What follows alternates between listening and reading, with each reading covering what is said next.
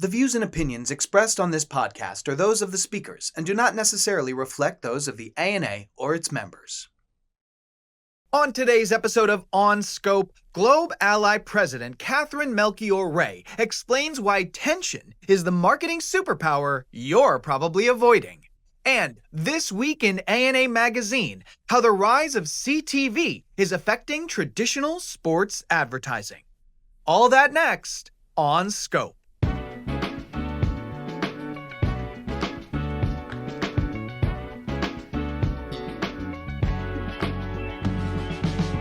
Here we go again, my friends. This is On Scope, the marketing podcast brought to you by the ANA and powered by Odyssey, a leading audio streaming platform. You can get your favorite podcasts, music, and entertainment all on the Odyssey app. I am your host, Mike Berberich, and with me, as always, the intrepid producer of On Scope, Ryan Dinger. Ryan, how does the day find you, my friend? Hey, hi, hello, Michael. I'm well. How are you? I'm doing pretty fantastic. I'm very excited about our conversation today. This isn't something that really comes up in a lot of conversations, but once you're at the other end of this episode, I'm pretty sure you'll agree. This is just a really cool way to be thinking about your marketing and your business in general. I think it's also the first instance of us having would it be a trilingual guest on the podcast? A multilingual, let's say. Yes. We got to start putting that on the official, guest information sheet. Please, How many yes. languages do you speak? But, little fun fact. The guest today speaks a lot of them. There you go. Polymath, YN. Please circle one.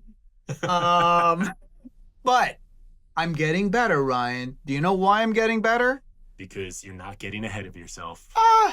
You're 100% right. Because before we dive into this conversation, we've got This Week in ANA Magazine.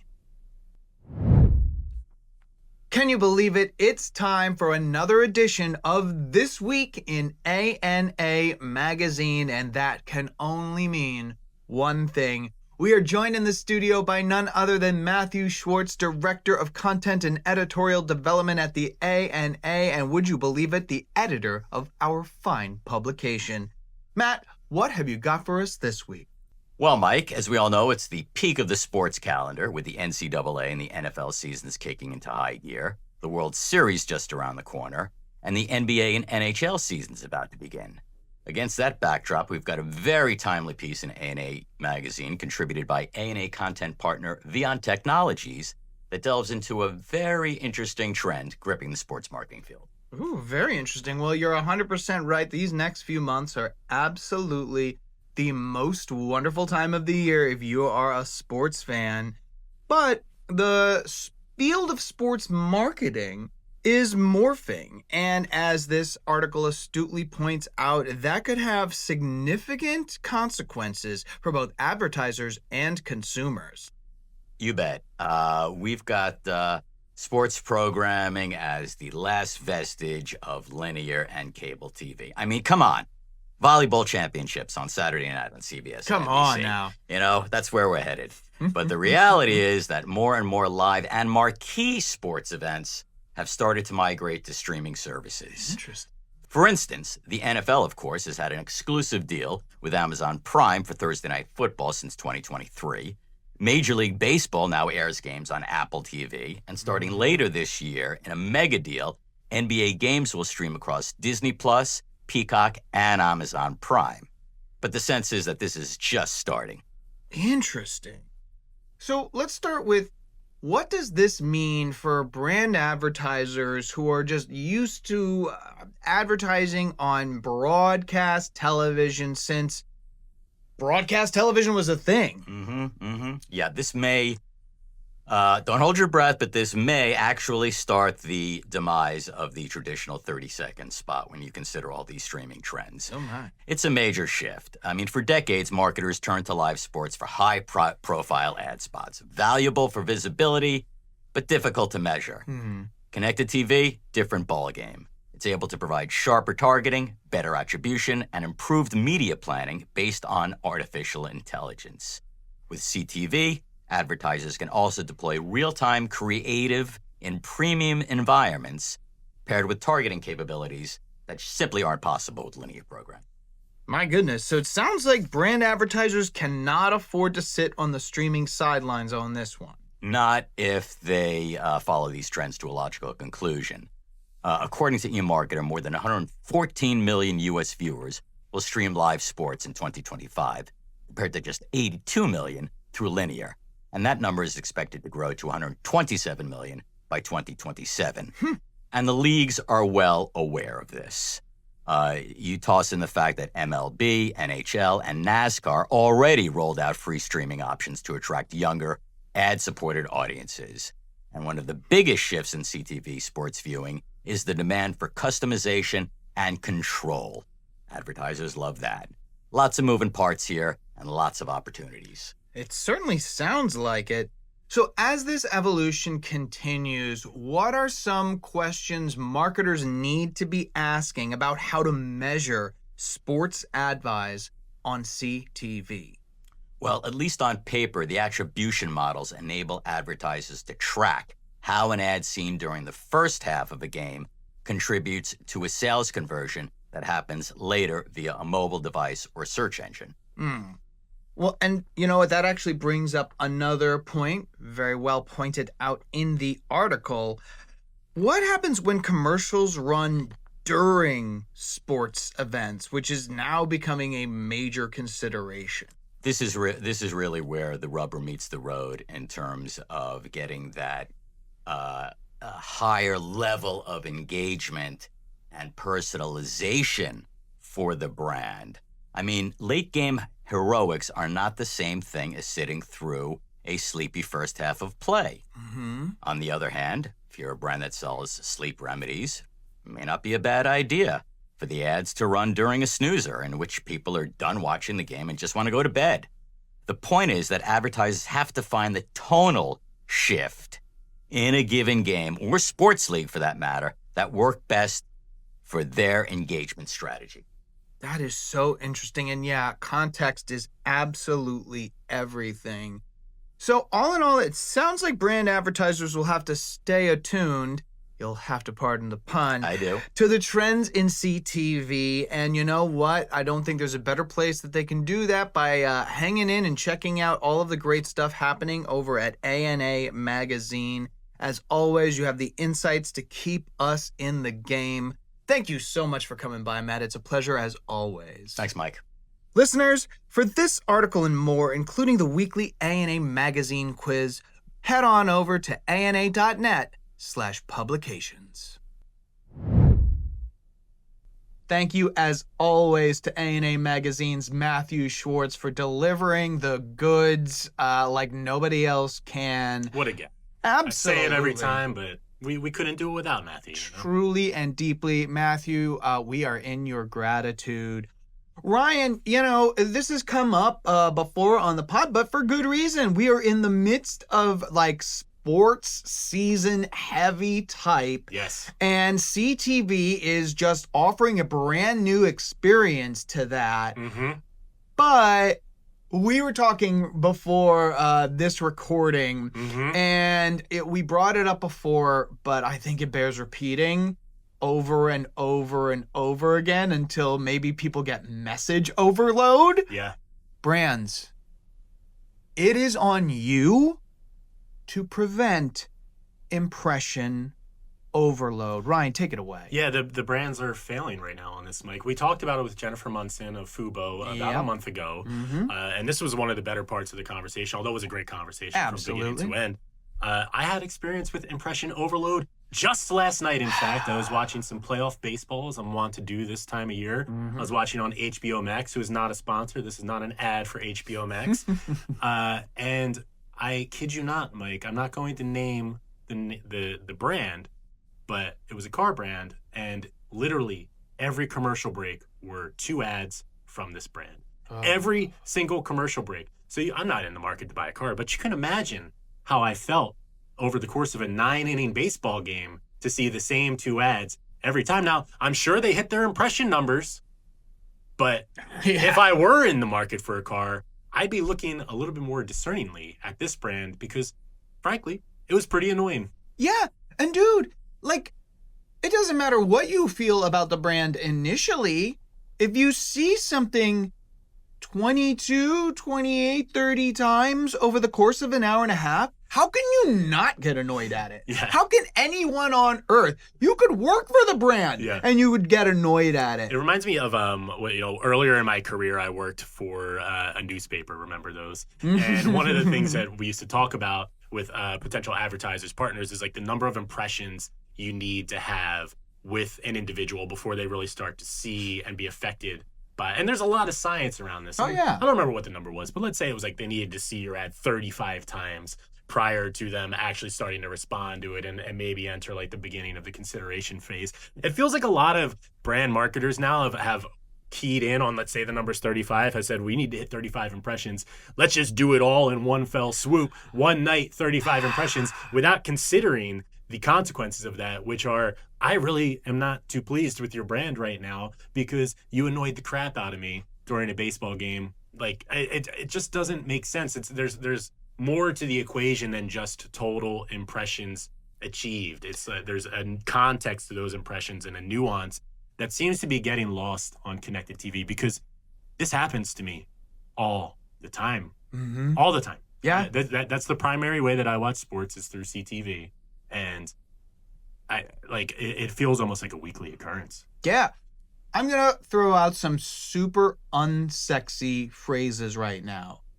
Patience, due diligence, double checking.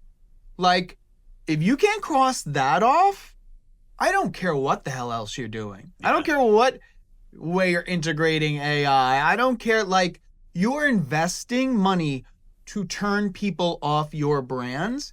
And you know what? Brand marketers, reach out to us on scope at ana.net. Tell us if it's, we beg these streaming platforms to cap our impressions and we just can't seem to do anything about it.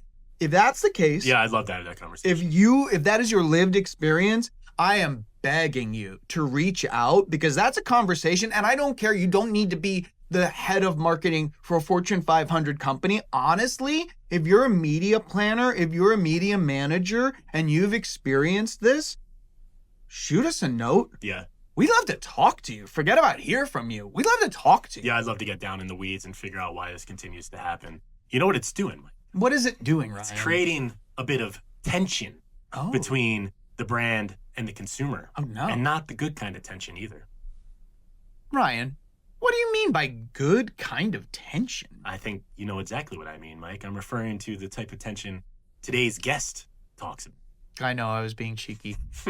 Speaking of, with over 25 years of experience in global marketing and leadership, our guest today, Globe Ally's Katherine Melchior Ray, helps businesses grow internationally through consulting, writing, speaking, and teaching at UC Berkeley's Haas School of Business.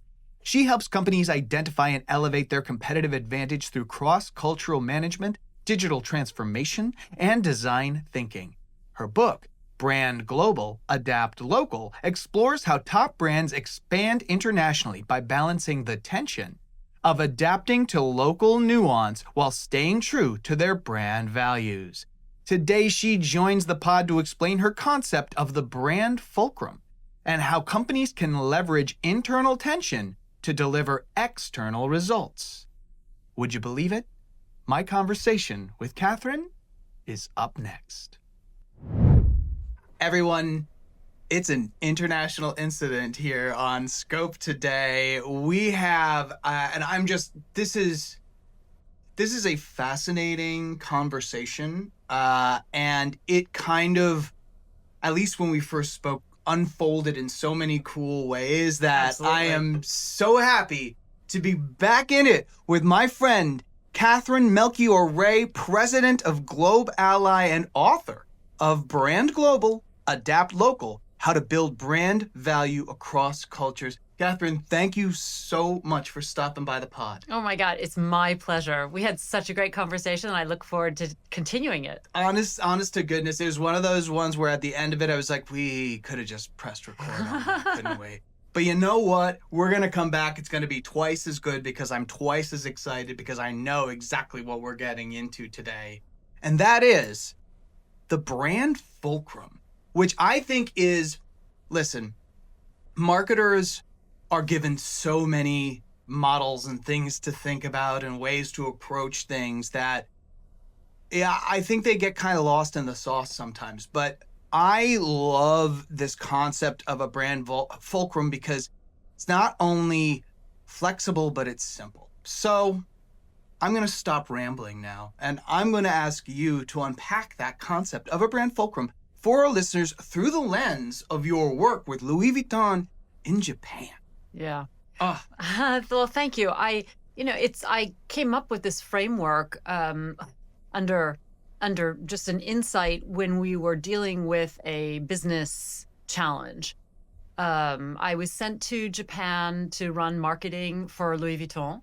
And it was a time when our business was shifting. The market was changing. So it was about 15 years ago. And our sales were not increasing at the same speed that Louis Vuitton likes. Right. That is a crisis in Paris. And so I went to go see what was going on. We could see that our the new fashion collection where it was not selling, but more importantly, our bestsellers were also not selling at the same clip that they used to. So we did some market research, and I discovered that Japanese consumers, they would show them advertising, and they were like, "Well, we don't know who that Western model is." And we were so proud of ourselves because we were getting all the top models. We were more and more and more. Louis Vuitton become really the leader in fashion and global luxury.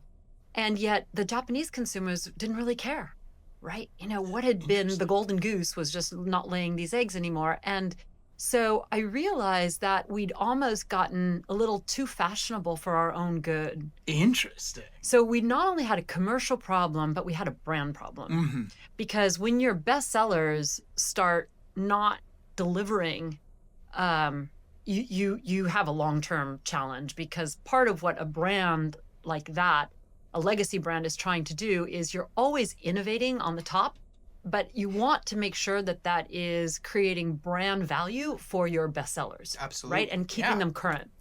So I finally realized that Louis Vuitton as a brand, and many other strong brands like that, the best ones integrate both sides of what are seemingly opposing themes, right? Classic and trendy. Tradition and innovation. Yeah. And we were just way too far out on that trendy side to the fact that we were losing the market. And so that's where I realized that not only do we have to push on both sides of this, but we've got to do it in such a way that we maintain our balance. And I realized it's this notion that I created called the brand fulcrum, right? And so the brand fulcrum framework ensures that brands are constantly leaning into relevance as the market changes to deliver long-term value. And one thing I love the way you put it was that you were finding the places of tension within the brand. Yeah. And we have this instinct to turn away from that. That's uncomfortable. That's not where we want to go. That's a problem that we need to balance legacy innovation. That's where the excitement is. That's where the electricity is. I totally agree with you. I mean, if you think about it, tension is where there is like tension, friction. Friction is where flames come from, right? Yes. I mean, at a very elemental scientific level, that's where energy literally comes from. And so people are sometimes afraid of tension. I mean, God, I have done so much global work. I have so many bruises. And I'm not afraid to go into that, because I know that it's in those challenges, in that murky, in that like wrestling with it, that all these new ideas and insights come, like the brand fulcrum. Yeah, and there's a level of like confidence and swagger to the idea that the challenges present themselves and immediately this is where I want to play. that is just, even that approach to something that might be considered a challenge changes on a molecular level what you're thinking about and what you're willing to do and not do in those situations. So I love that. I love that.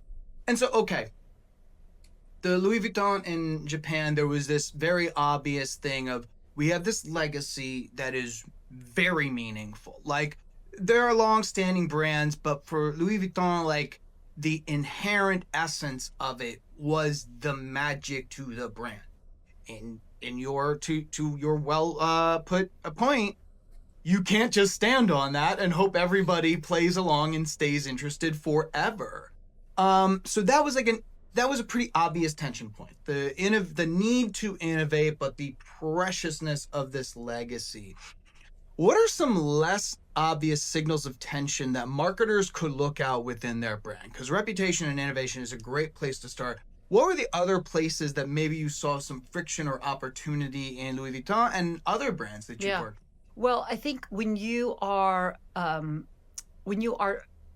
the point of representing some of the world's best brands, right? Number one in your category, it is rough. It is competitive. You are fighting for every decimal of market share, right? You gotta love it.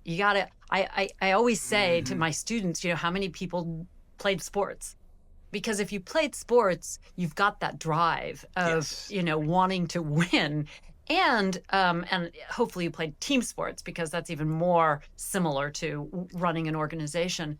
So, there's always the tension with the market, and there's the tension with trying to keep your number one spot or improve it, right, through market share. And so there's always going to be a tension between from your own history of last year's sales, this year's sales, next year's sales. And then there's always the tension with your competitors, right? So watching what they're doing and seeing where they're going. And one of the things I would tell my team is our number one job is to protect our brand, right? We need everyone's eyes on the market, on what people are doing, because everyone's trying to take you down. Yes. Yeah. I mean, real talk though. It's kind of fun to be able to take down a really big brand, find their weaknesses. So we have to be our brand champions, and our soldiers. But our second job is to be a half step ahead of culture. Ooh, I love that. A half step. Why? Because if you're a full step, you're too far out in front. And I know, because I have done that. I have come up with some ideas that I thought were amazing. And I think they were. But my problem is the market wasn't quite there. So we didn't do them. And I was always very frustrated. And actually, the brand continued to do it sometime, and I'd moved on. Gotcha. So I think the ideas were valid, but we didn't do them because we were too far ahead. And if you're too far ahead, as I said, you're out of step with the market. But if you're a full step behind that little space, you're leaving it open for a competitor. So you need to be a half step ahead of the market. I love that. And honestly, staying right up with culture, you start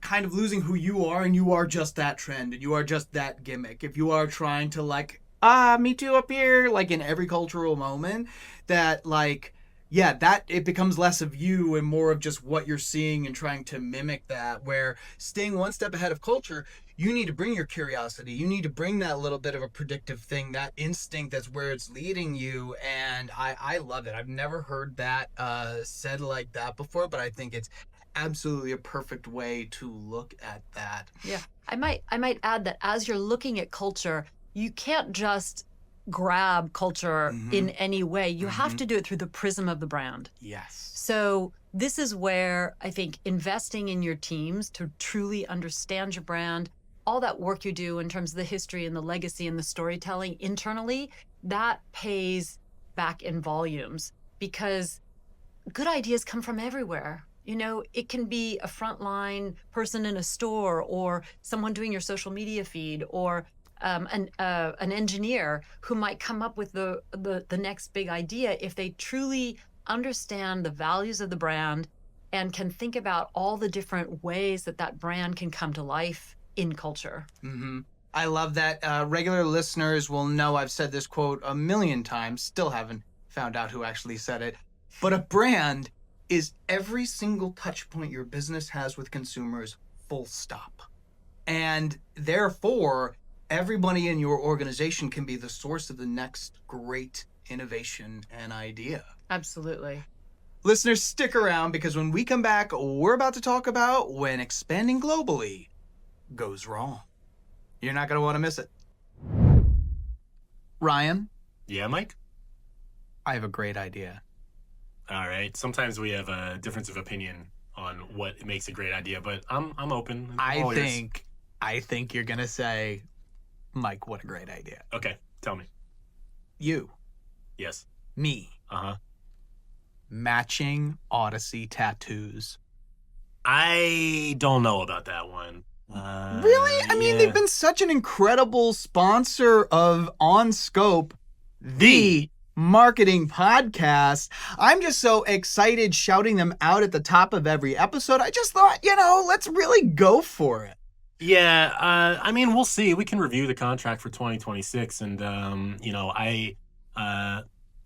gonna say I'm not gonna put it totally aside, but they're gonna have to up the sponsorship a bit for me to go put something permanently on my body. That is fair. That is fair. But tattoo or no, it has just been such a pleasure working with them as the official sponsor of this podcast and putting them a really great streaming audio platform in front of so many great A&A members. Yeah. My goodness.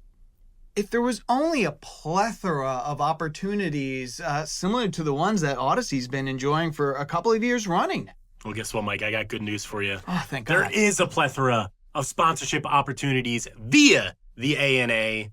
I mean, where to get started? If your brand wants more than visibility, if you want real connection, you can partner with the A&A. Our sponsorships aren't about placing your logo on a banner. You see it here with OnScope and Absolutely. Odyssey. It's not just a logo on a banner. They're joining the conversations that are moving marketing forward. You'll be in the room with people shaping what comes next, from Google and Amazon to Meta and TikTok. All four of those partners of the A&A, Mike, some of them often in a sponsorship capacity. You can share your ideas, build relationships that matter, and be seen where the industry actually happens. Amen. These are digital opportunities around the various products and services offered by the A&A. These are in-person activations at our best-in-class national industry conferences. There are a lot of ways to get in front of the people you want to get in front of through an A&A sponsorship. If only there was an easy way for listeners to find out more. Well, there is, Mike. They can find out more by visiting ana.net/sponsorship. That's ana.net/sponsorship. And now, back to our show. I'm not talking about like a neck or a face tattoo. I mean, we can make it discreet. I have taste. We are back with Katherine Melchior Ray, the president of Globe Ally and author of Brand Global Adapt Local. I want to get into that right now because we've got the source in the room.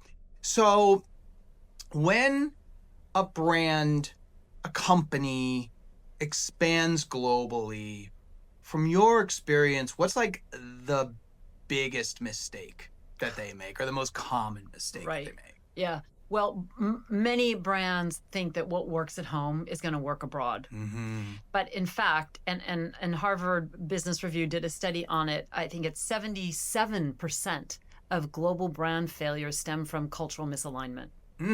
Woof! Yeah. My goodness. Right. Huh. Wow. Because you think about all of the other things that you could go wrong in an expansion that's why. Operational, wrong pricing, Yeah. all kinds of things. It's Yeah. culture. It's culture. Wow. Yeah. Holy crap. Yeah. And so 3/4 of global consumers want to buy from brands that share their values. But values, while they're maybe universal human values, they come to life differently across culture. Yes. And these same consumers are much more comfortable buying in their own language. But language is more than just words. it's about meaning, and it's about tone, and it's about service. And so all those ways that a business adapts its products and services to different markets is critically important. Yes. Yeah, and this is the kind of, I mean, a big sense of tension here into like, how do you identify the elements, characteristics, emotions around the brand that kind of must remain to keep that consistency? And how do you parse that out? Yeah. So there are two things I would say. The first one is knowing your brand values, right? Mm-hmm. And I think any good brand marketer will start with understanding what is your brand, what are the values, what is the positioning, those kinds of frameworks. That obviously is what your brand is, and that's universal. Again, human values are universal. Mm-hmm. But just like, I mean, Ted Sarandos at Netflix even says his stories work really well globally because they bring human values to life through cultural storytelling. Yeah. They are very true to certain cultures. You know, when you look at their films, we like the Spanish films because they're telling a story through the Spanish lens or the Korean lens. So well said. And so I think the same thing is true for brands. So for brand marketers, whether you're in headquarters or whether you're in the region, how you learn to balance global priorities, global consistency, and regional relevance that's one of the other big tensions that exists. And honestly, I think it's one of the most challenging and one of the most rewarding aspects of this work. Yeah. Well, and I think you touched on something that reminded me of something I learned a very long time ago, that people make the mistake of they want more people to relate to something, whether it be art or creative, whatever. So they try to make it less specific and they try to smooth out the details. No. We want to imprint ourselves on every story we hear, and the more details and specificity and realness are the more hooks in the side of the mountain that we can latch on to. Absolutely. I mean, you hear it all the time, right? Don't just tell me a theme or tell me an idea, but give me a story to hook onto it. And the story is what allows you to paint the whole picture. We have a great piece in one of our chapters from Wieden+Kennedy. Mm-hmm, mm-hmm. And a guy who went to Tokyo to run Wieden+Kennedy in the second largest market, didn't speak the language, and had to try to work with some of their top level brands in bringing their brands to life in that market and how to understand it. And he realized that all the work he had done in other markets, while important for process, he didn't have his fingers on the cultural pulse, and he had to rely on his teams, right? Even if they were telling him things that seemed counterintuitive to what he knew, he had to learn to let go and embrace their ideas and try to see where it connected to his own understanding on very universal themes, but bring it to life for their brands in relevant ways. I mean, like you said, hard work, but rewarding. Totally. I'm just imagining as a human being having to go through that, having to be the person on top who must surrender if this is going to succeed. It's got to be, that's a jump off the high dive, but what do you feel when you splash? Euphoria. Yeah. Right? I mean, another aspect of this is I did research with lots of people from different industries and different countries who went to various foreign countries and did this. And I pulled it all together in what may even be my favorite chapter. That's not so much about brands, but it's about humans. Mm-hmm. And it's what each of those people went through, right? As individuals and business leaders, and exactly what you're saying, being on that diving board and going, oh my God, I have all this responsibility. I have to deliver it into an opaque market that I don't understand. How do I do this? And it was facing that challenge and that barrier and learning to it's almost like learning to see differently. And you have to truly develop an instinct that is a skill that we don't necessarily always use in our own country. And every single person I interviewed talked about how unbelievably enriching that challenge was. And it actually made them better marketers in their own country because it almost extended their horizon and their ability to understand a marketplace. That's just awesome. Yeah, I can imagine it breaks through a lot of those defaults when you have that surface level understanding and intake of everything. So I'm only a betting man when I'm sitting at a blackjack table, but I would put some good money down that our marketers listening to this have been nodding to the point of where they're getting sore necks at this point. This is just, but it's like a beautiful way of talking about the realities that marketers, brands, leaders, business owners, all of us deal with.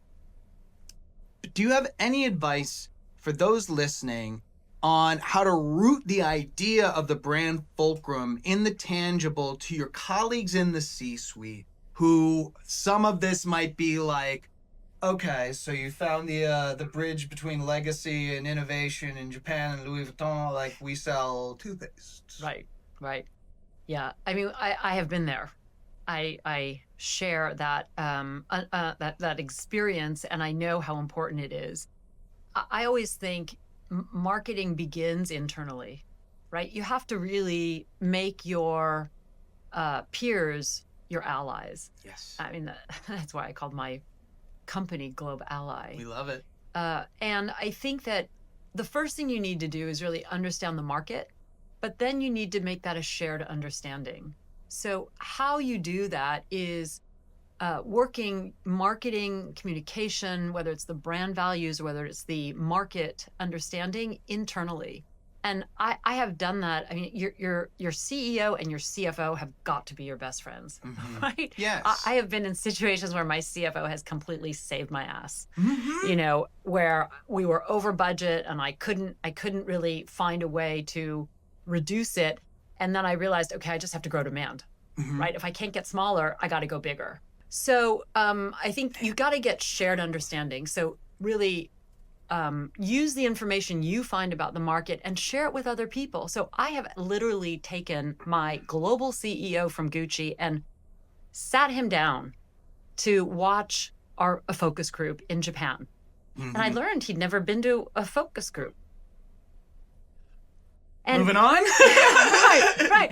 I mean, you know, there's so global many CEOs things. have so much going on, but it's such an important. Japan is such an important market, and often those consumers are in the forefront of culture, and so I tend to think when you understand the Japanese consumer market and where it's going, you kind of get a little insight about where the rest of the culture is going, even though everyone does it at different times in different ways, and sometimes they do or they don't, but.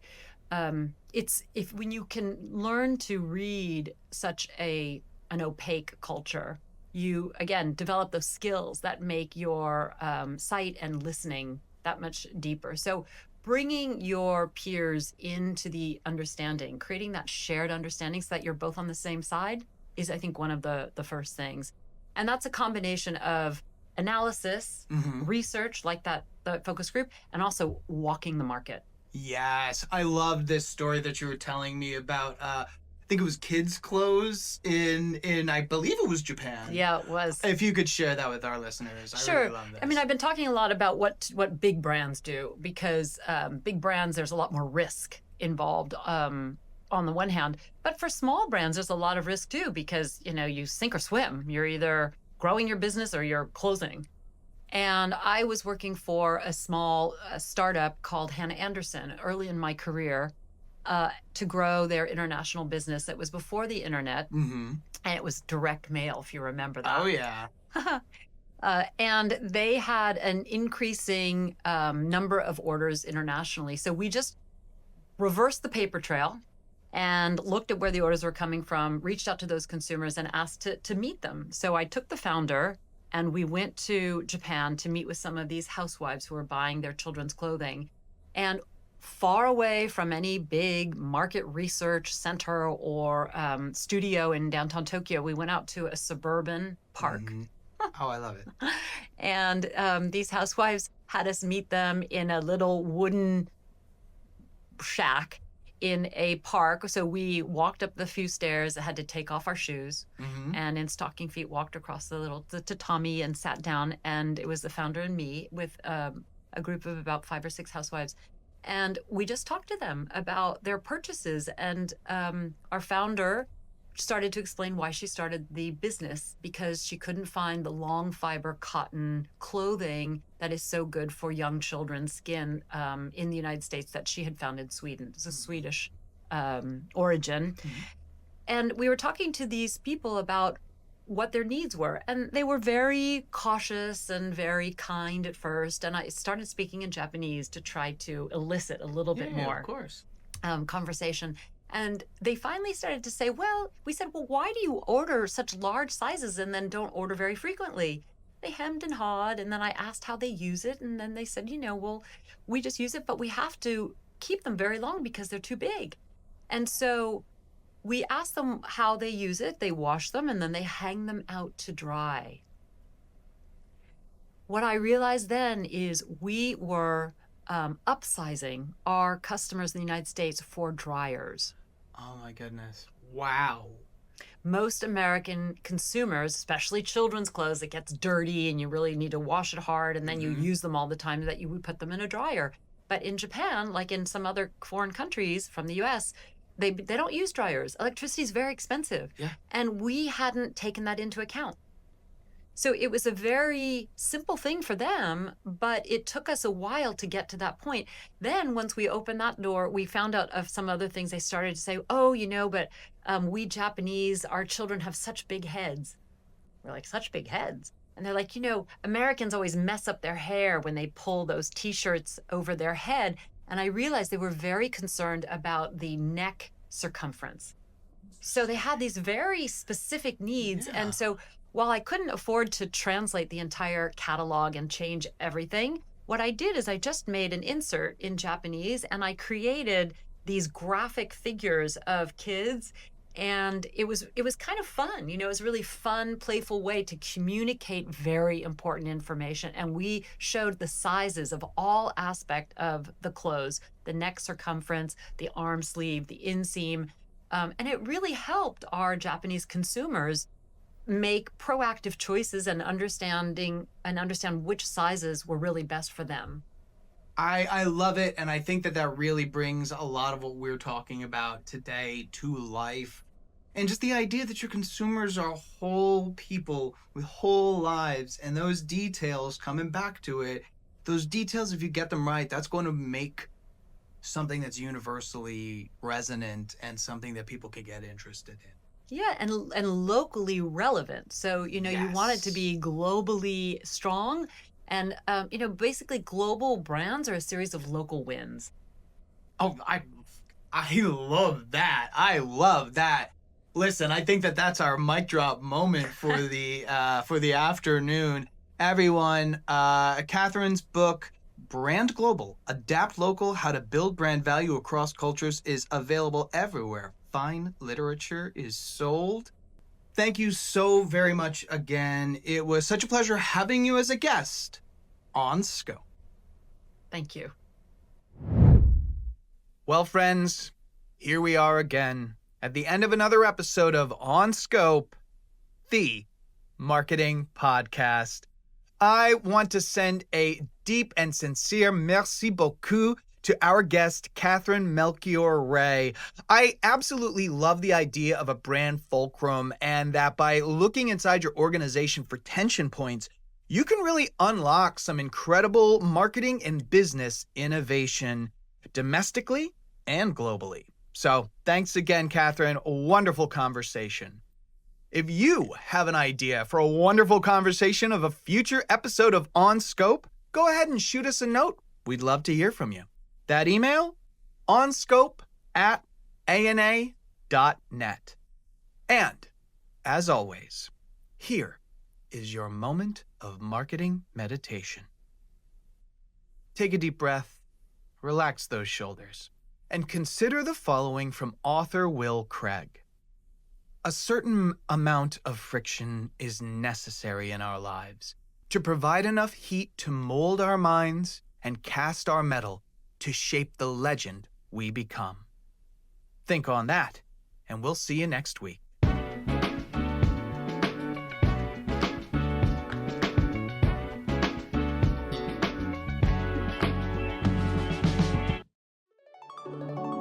This has been a presentation of ANA Studios.